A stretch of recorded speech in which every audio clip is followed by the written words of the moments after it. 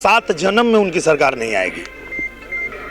ये अगर इस किसी भ्रम में कोई अधिकारी हो, कोई नेता हो, कोई आदमी हो कि समाजवादी पार्टी की सरकार आएगी, तो 7 जन्म में नहीं आएगी, ये मैं बता रहा हूँ आपको।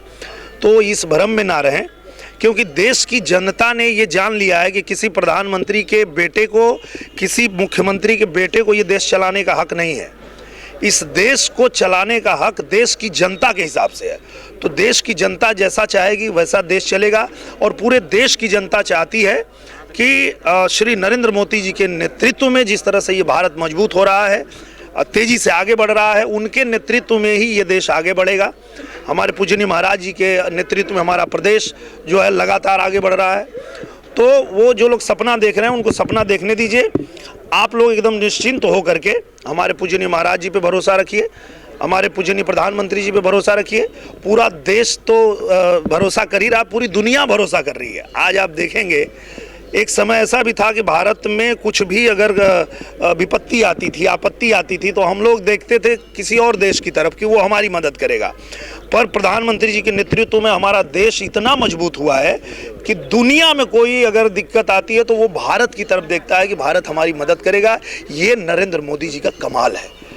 ये भारत की जनता को भी पता है, देश के जो हमारे नागरिक हैं उनको भी पता है। तो इसलिए अब ये देश नरेंद्र मोदी जी के नेतृत्व में अच्छा कर रहा है, तेज़ी से आगे बढ़ रहा है।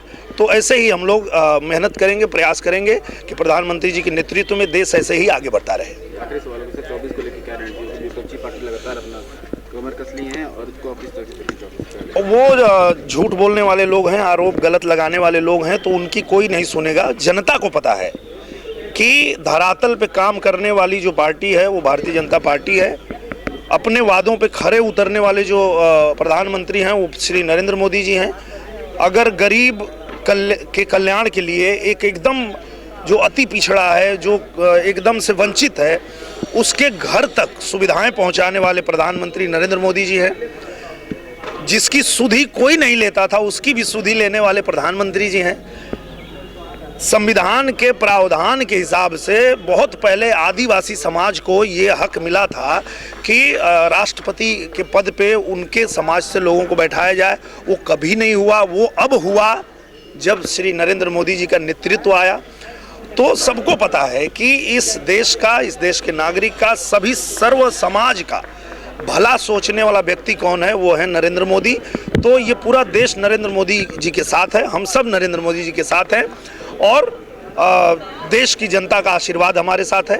और ये तो आप लोगों ने आजमगढ़ में भी देख लिया, जहाँ लोगों का गढ़ हुआ करता था, उस गढ़ को भी तोड़ के और यहाँ पे कमल खिलाने का काम जनता ने किया है। वैसे ही आप देखेंगे आने वाले समय में कि इनका कोई गढ़ नहीं बचेगा, हर जगह कमल खिलेगा, पूरे भारत में भगवा लहराएगा।